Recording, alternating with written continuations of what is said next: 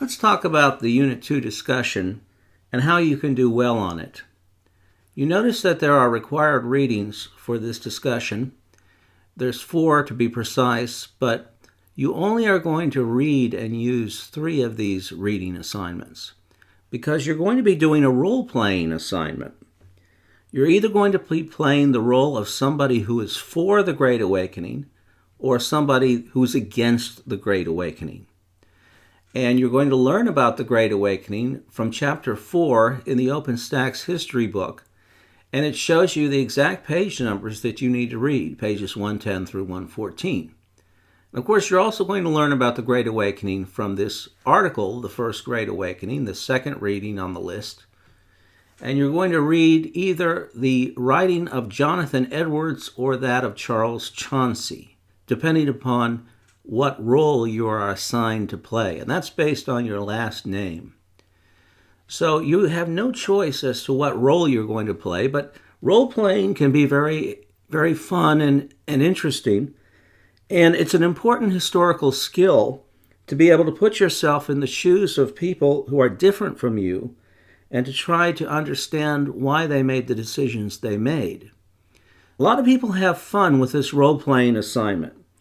One way that you can handle this is by paying special attention to the writing style that you will encounter when you read Jonathan Edwards or Charles Chauncy. They both speak in the stilted manner of the 18th century, and you might have some fun adopting that writing style for yourself.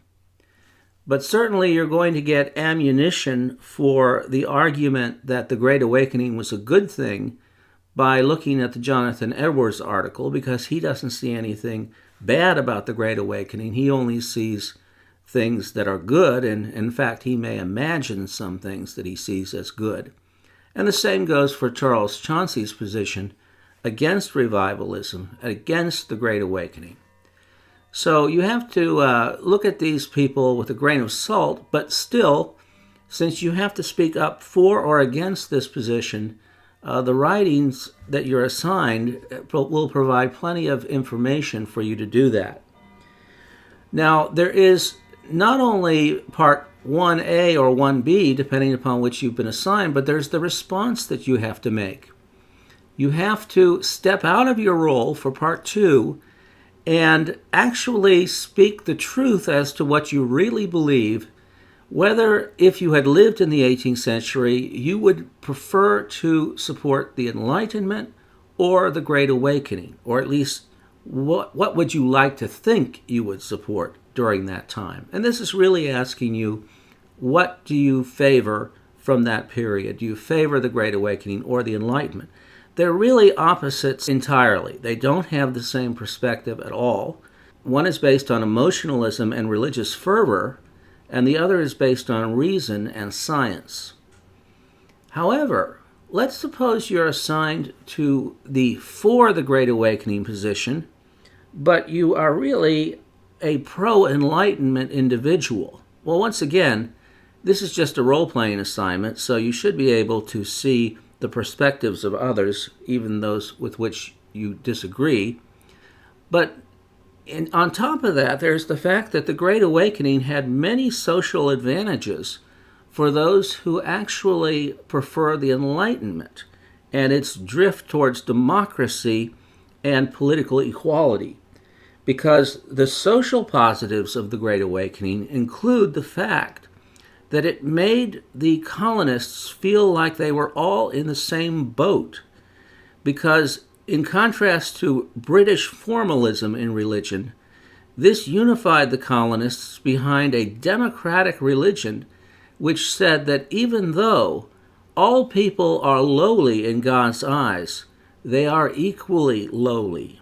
And that contributed to the growth and the development of a sense of equality and unity among the colonists, which would pay political dividends in the 18th century, ironically, in support of the Enlightenment later and in support of the American Revolution.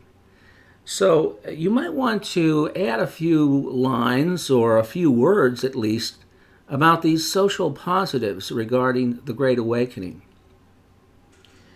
But it's equally fun to play the role of someone like Charles Chauncey, who's against the Great Awakening, because his position is equally dramatic, and you'll find just as many arguments against the Great Awakening from his article as you find for the Great Awakening in Edwards' article. So what you really need to do is to show that you've read all three articles that have been assigned to you. Make sure that you treat them with accuracy, but also make sure that you follow the style rules of this assignment.